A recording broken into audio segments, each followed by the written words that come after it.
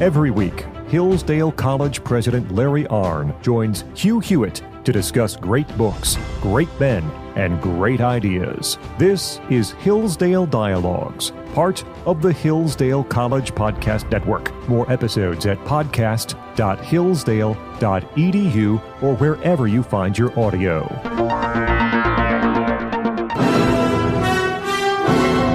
Morning glory and evening grace, America. I'm Hugh Hewitt. That music means Dr. Larry Arnn is in the house. The Hillsdale Dialogue is underway.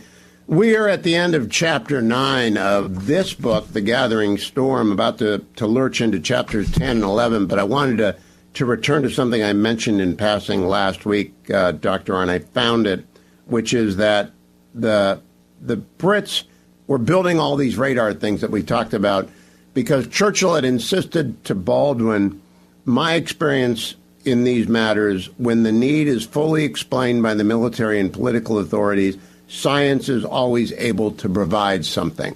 I don't know if that's good to say out loud to the American people right now or bad, because we overly rely on science, I think. That's why we have less than 300 ships, because they're all so deadly. And Admiral Stavridis used to be on the program every week till he signed with CNN, always said, quantity has a quality all of its own. So we have a qualitative edge in everything, but they have a quantitative edge in almost everything. What do you think about that? I think about that the way I think about everything else. It depends on how you say it and for what motive.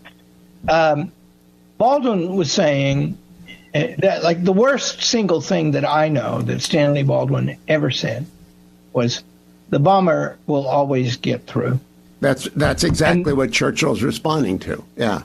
That's right. And that's despair, right? And, like, the one thing you can't do, I mean, if you're in, first of all, in your own personal life, but especially if you're influential over others, you mustn't despair, right? You're going to die anyway, eventually. The question is, how do you live? And so that in defending himself against a political/policy attack for not building enough, Stanley Baldwin basically said it's hopeless. And Churchill replied to that, look, and see, now here's the reason it's good, and also answers the legitimate criticism from the admiral. If we try hard enough and we're willing to die for it, we can find a way to beat them. And that will involve both quality and quantity. And that's the point. I mean, if you just look at the sweeping nature of the changes that are happening in America right now, I mean, they're amazing. I don't know how long they'll go on for. I pray long. But first of all, it's become possible to fire a civil servant in America. Yes. Isn't that amazing? Who would have thought that? Who would have thought that?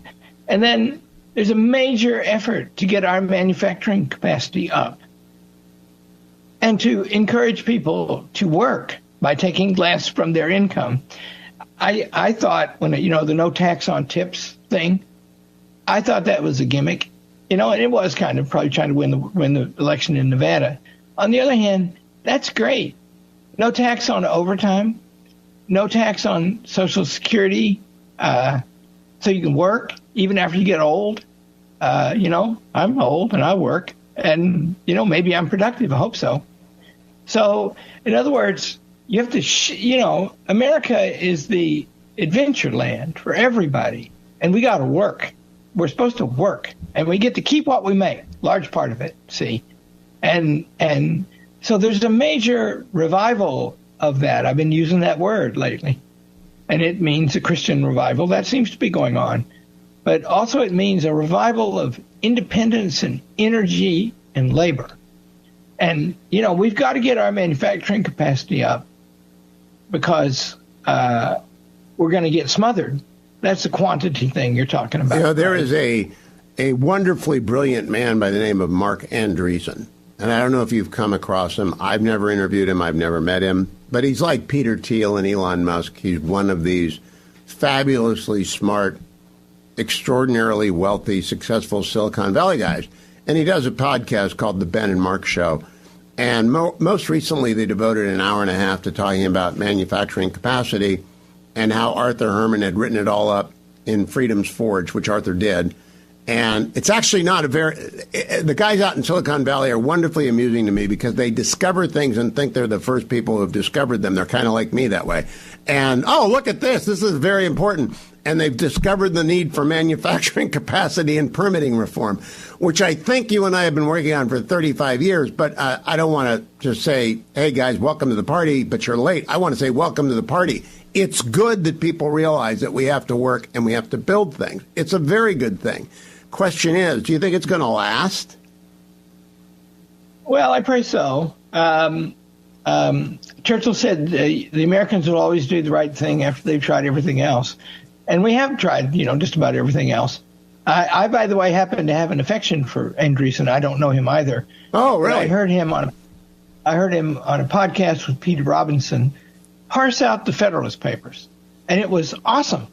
And I haven't done it yet, but I'm meaning to get him to make one of these videos we're making in the White House about the Declaration of Independence, because he seems to know a lot about that stuff. Oh, he does. And and this is a great podcast, by the way, the Ben and Mark Show. And it's just a bunch of Silicon Tech bros, only Andreessen is older and wiser than some of the younger guys. But they're on our team, so I'm glad to have them on our team, because I don't know that China produces people like this. I think they end up dead, actually.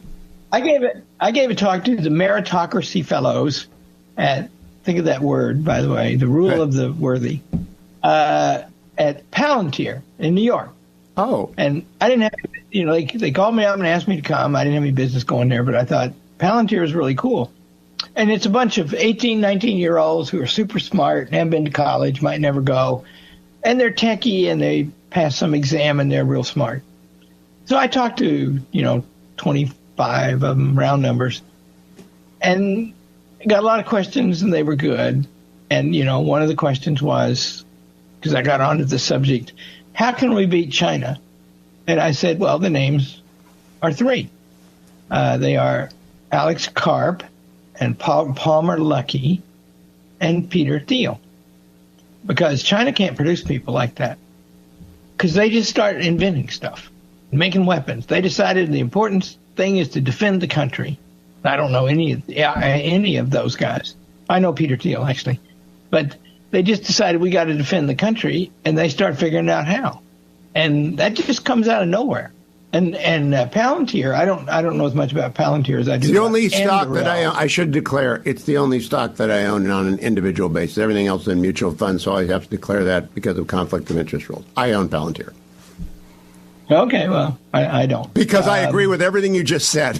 That's why I bought it. Yeah.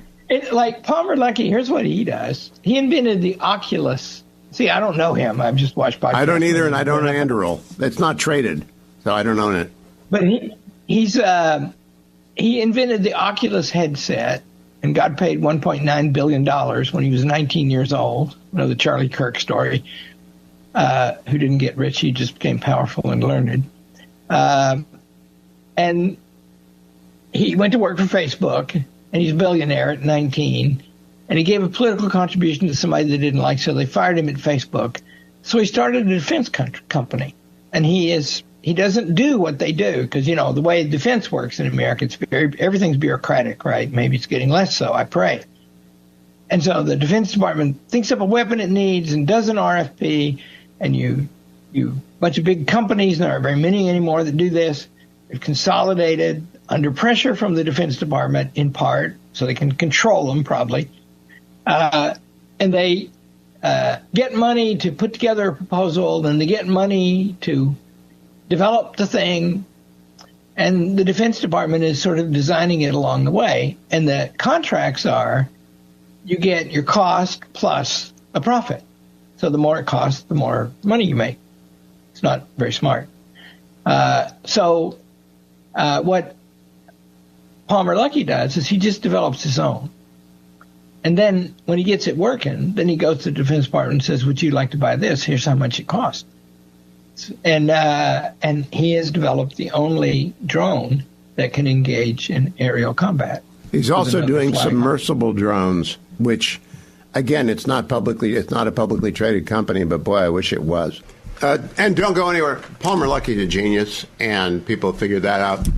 If you haven't seen Barry Weiss interview him yet, that's over at the Free Press.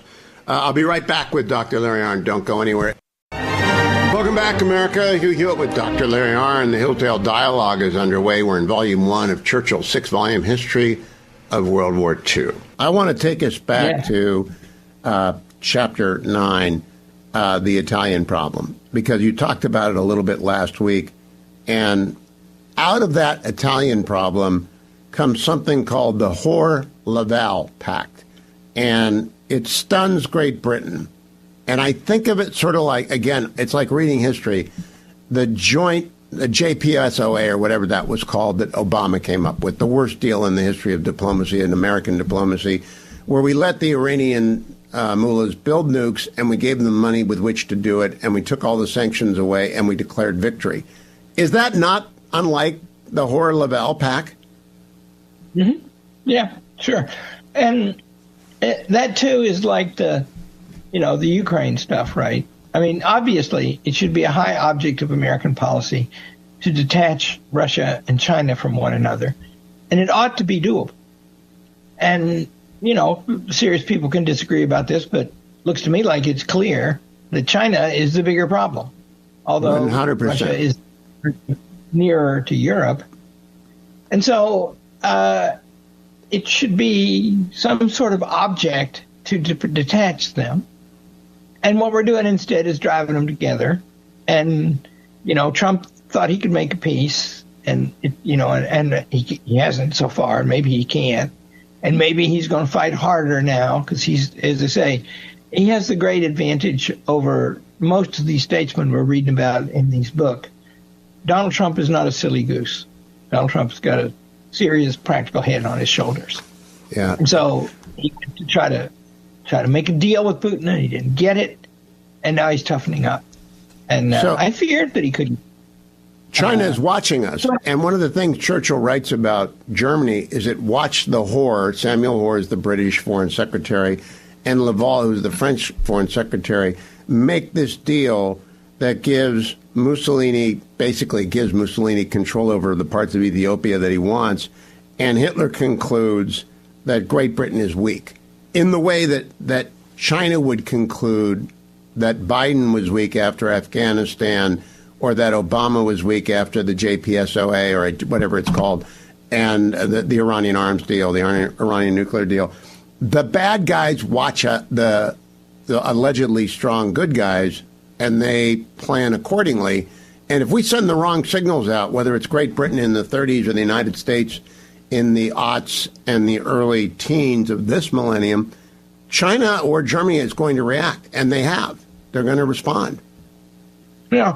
Well, let's see, read the whole chapter, all these chapters, right? First of all, we get to thinking sometimes that, first of all, there's appearances and they're reality, and appearances are part of reality. So we can just seem tough and beat our chest, but if Belgium does that, nobody takes it seriously because Belgium's a tiny little place and doesn't have many weapons, right? So what Churchill is talking about here is that we have I have to shut my phone up. No, she did. Good. Excuse me, listeners. Somebody called. The reality, Hitler talks tough, but also he's doing tough. And so Churchill, Hitler takes the measure of several British statesmen because he gets in negotiation with them and he sees they're not strong.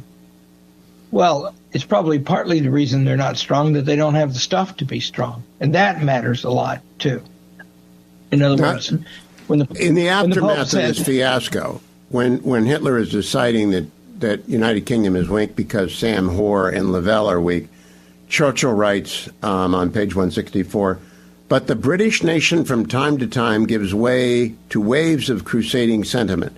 More than any other country in the world, it is at rare intervals ready to fight for a cause or a theme just because it is convinced in its heart and its soul that it will not get any material advantage out of the conflict.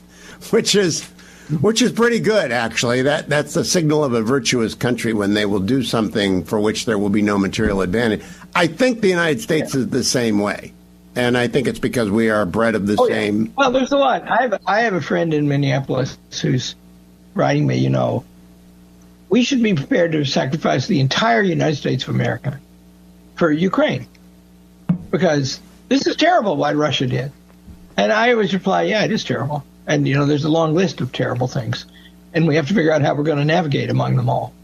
And, it is terrible what Russia did. And that means among the things that would be on the table in future policy toward Russia, trusting Russia would not be. Recruiting them, trying to sever them from China, that seems like a really great idea to me. Does your friend in Minnesota not hear you on this program praise Zelensky for being courageous and remarkable, and I don't need a ride, I need ammunition? Did he not hear any of those shows? Yeah, I don't know. But first of all, I'm not in charge of Ukraine policy, and I'm not an expert on it. I don't think that the fate of the world is being decided there chiefly, although it affects the places that are where it's being decided. It's going to be decided in the South China Sea, and I think Taiwan, but we'll come back to that. I want to add one more analogy between now and then, the 30s and the recent past. Stanley Baldwin at the end of chapter 9, right before Hitler strikes and moves into the Rhineland, and we'll talk about that next. Stanley Baldwin strikes me like Angela Merkel, blissfully unaware of the significance of everything he is not doing. In her case, not closing the borders. In his case, not rearming. They're like blissfully unaware of the obvious. No, they're. So first of all, Stanley Baldwin was very devious, very calculating, very. So is Merkel. Tricky.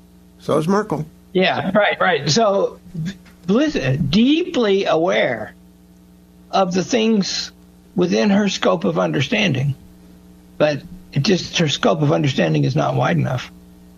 And Stanley Baldwin had this greatness about him.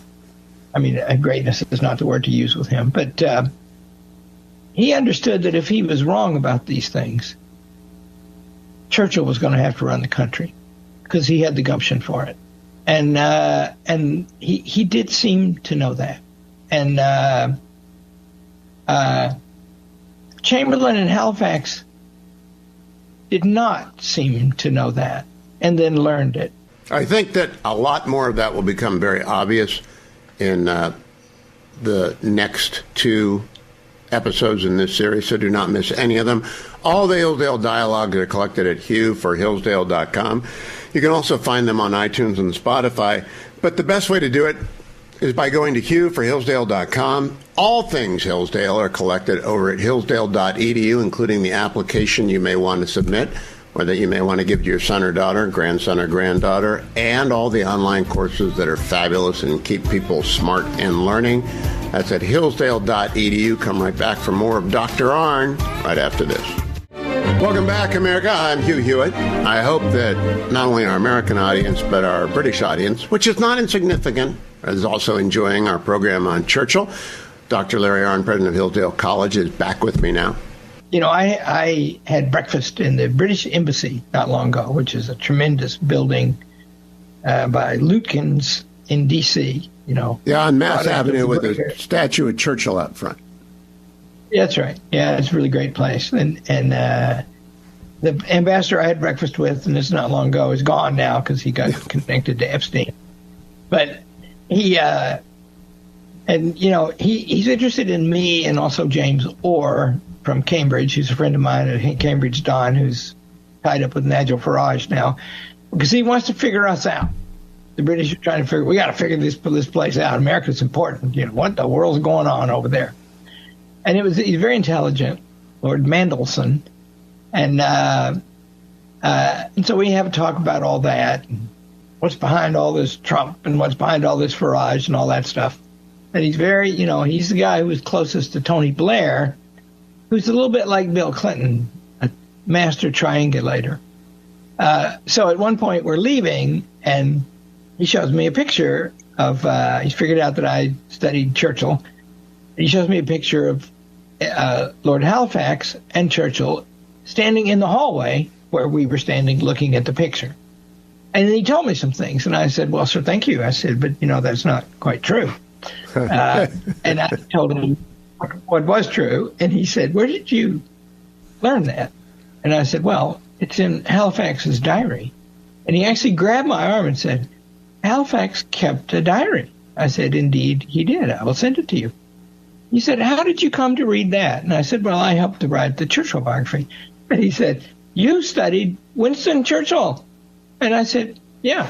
For a long, he said. long with time. Martin Mueller. I said, yeah. He said, wow.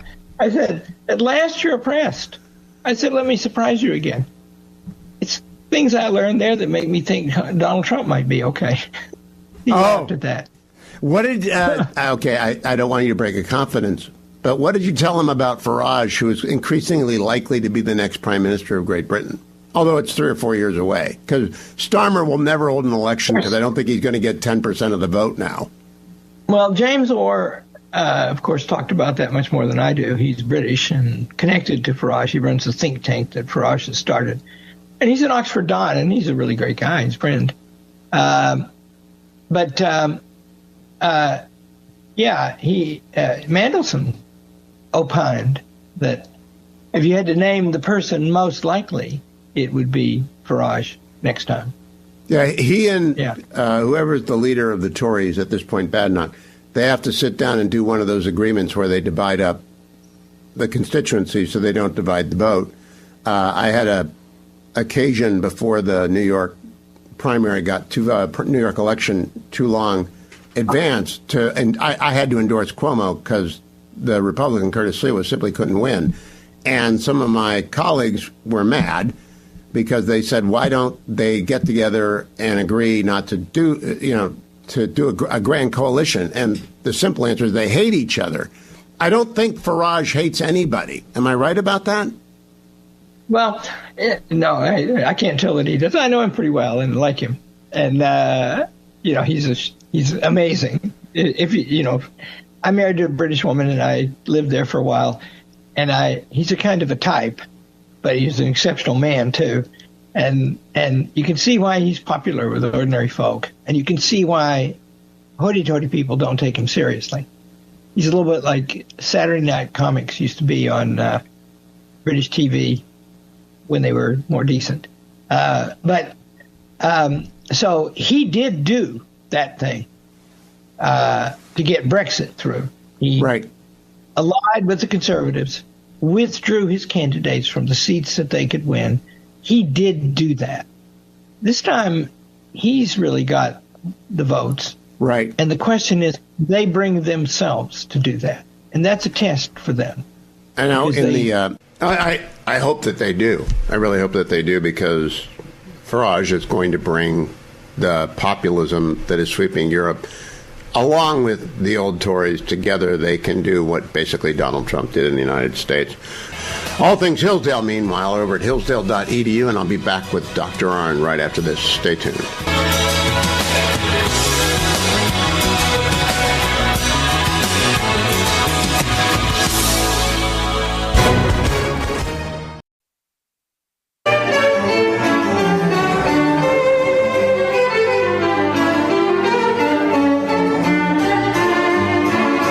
Welcome back, America. Hillsdale Dialogue underway. Dr. Larry Arnn is in the house. We're talking about Winston Churchill. We're getting close to the end of the hour, so we've got to pick up the pace.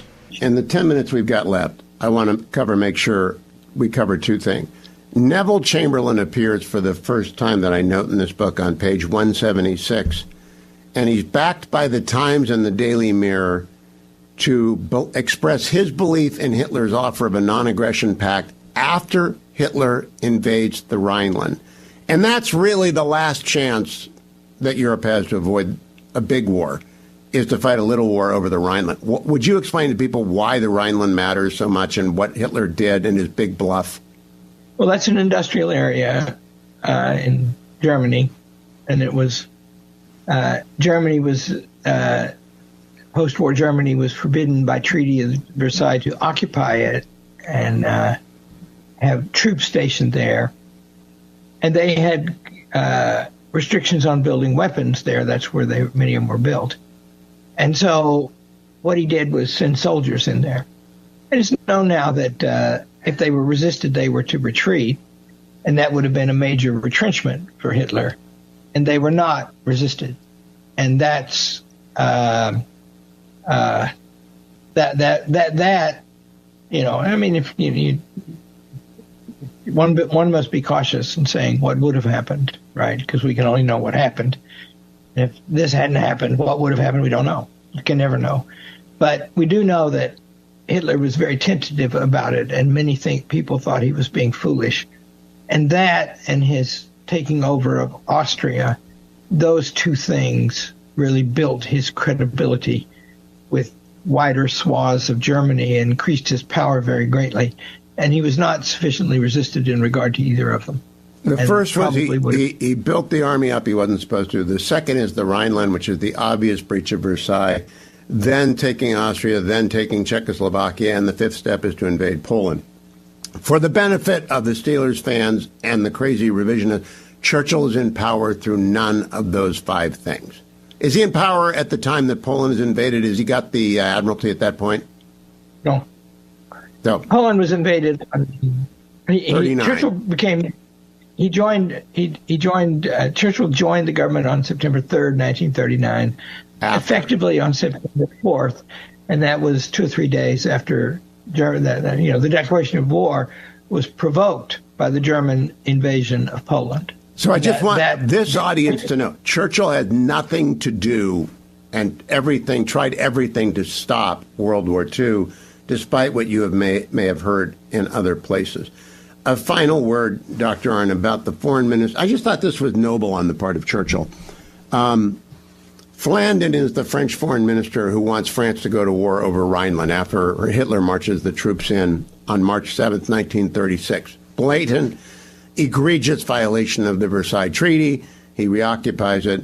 And the French government, Churchill writes, has nearly 100 division in its air force, and there is no doubt that Hitler would have been compelled by his own general staff to withdraw, and a check would have been given to his pretension, and Churchill adds, which might have proven fatal to his rule. And the only guy who wants to do anything is this Flandin fellow from France, who I've never heard of before. He wants a strong military response, but he can't get anyone except Churchill to agree with him, and Churchill doesn't have any power. So that, in fact, Stanley Baldwin tells Flandin, well, Stanley Baldwin, I don't know anything about foreign affairs, but I know the British people and they want peace. And so later, Flandin is tried for treason. And I think this is very noble after the war. I don't know what he did with Vichy and Laval, but he's tried for treason. And Winston Churchill stands up for him. And he says, weakness is not treason, though it may be equally disastrous.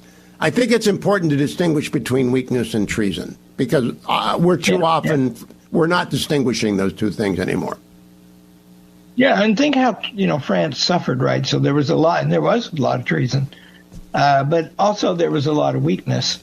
And France was occupied, and subjected to the mercies of the Gestapo for 4 years. And that the people responsible for that were weak. Because remember, I make a point to go back just a little bit. Britain negotiated a naval treaty with Germany that permitted, with British agreement explicit, to violate the provisions of the Treaty of Versailles in regard to naval armaments, at the same time as the League of Nations, with British urging, was attempting to enforce other provisions of that treaty on the Germans, right? So the truth is, these allies, Britain and France, the frontline allies and the two strongest ones, the ones that could have done anything about this before Hitler got strong, they were divided inside themselves, and they were divided from one another, and they were divided from the League. And so there was no unity. There was no League of Nations, and there was no unified government with a consistent policy in either Britain or France. And look at today. Our NATO allies are not our allies on Israel. Israel is our ally in the Middle East, but not France and Germany. There isn't a West, right? I mean, there is NATO. NATO is fighting in Ukraine. Next program, we're going to talk about the Spanish Civil War, which that strikes me a lot like Ukraine. And we'll talk about that next week when we get back together. But we don't have allies right now. We have occasional allies. They're occasionally with us, but they're not always with us. They aren't with us on the Palestinian state, for example. And that, to me, is a rupture that we really can't overlook. If you read Mark Stein, writes really well about all this. The people in the world who are having babies are Arabs and all over Africa, people all over Africa. And Indians. Asians, Chinese, and Europeans and Americans are not having babies. And so he makes a simple point. Those societies are collapsing. And demographics is destiny, he says famously. And he's very, very powerfully, too. He's an amazing guy. And the thing is, what's going to become of the world, right? And we need, there are signs of revival, I use that word, in America. Revival of work, energy, freedom, faith. That's what it takes. Boy, from your lips to the good one's ears. I hope Dr. Larry Arnn. We'll be right back. We'll conclude our weekly Hillsdale Dialogue after this. All Hillsdale Dialogues are collected at hugh4hillsdale.com. We can go to hillsdale.edu or iTunes, Spotify, but hugh4hillsdale.com is my recommendation. Stay tuned. Welcome back, America. I'm Hugh Hewitt. Hillsdale Dialogue is underway. All things Hillsdale are at hillsdale.edu. Applications, if you want to help with development, if you want to support the greatest college in America, go to hillsdale.edu. If you want the online courses, they're for free. They're all there. If you want the dialogues that preceded this, including the many parts that we have devoted to Churchill's World War II first volume, The Gathering Storm, that's all at hugh4hillsdale.com, hugh4hillsdale.com. And now we go back to Dr. Arnn, and Dr. Arnn is thinking about the trip we took this summer. I would remind you, on the Hillsdale cruise, Christopher Caldwell gave a lecture about Catholicism in Africa and how fast it is growing, and that as Europe empties itself out of people by not having babies, he's hoping that the Catholic Africans go to Europe as opposed to the Islamist northern Africans from the Arab states who are jihadis. He doesn't want them to go. He wants the southern Africans who are black, who are Catholic, to go in order to restore the Christian nations of Europe to some sort of vigor in defense of the West. Because you really can't defend the West without religion. I don't know. That's a big claim. Am I wrong to make that claim? No, that's right. Look, the West is a challenge to people to live fully human lives in light of the commandments of God and the natural law. And if we don't live that way, we won't keep or deserve our freedom. And that's, and that means having babies, I mean, last night we had a reception over in Detroit, the college did, and there were like 500 people there. And there happened to be quite a lot of alums there. And I went around to them counting babies, and like one of the favorite things to say around Hillsdale is, we don't take you seriously till you get 4. And it's amazing how many of them got 4 or more. So, they're alive, and they want to perpetuate themselves, and they want to build a family, and they want to go through all the stresses and strains of that. And that's human life. That's how it works. And so we got to get that back. Right? Well, that's what Dan Senor says about Israel. 4 is the new 3 in Israel. Countries that are alive with hope have many, many children. They just do. And countries that despair don't. Yeah. We're on the edge. Yeah. I don't know. We are. We're on the edge. Dr. Arnn, that's all we have. Next week, the Spanish Civil War and the abdication, which is an unfortunate or fortunate, depending on how you view the world, from 85 years later, interruption of Churchill's return to power from his wilderness years. But the Spanish Civil War, I learned more about the Spanish Civil War in The Gathering Storm than I ever knew. And I'm glad I know it. It's only one chapter, but it's a chapter. So we'll go there next. Yeah. Thanks for listening to the Hillsdale Dialogues, part of the Hillsdale College Podcast Network. More episodes at podcast.hillsdale.edu or wherever you find your audio. For more information about Hillsdale College, head to hillsdale.edu.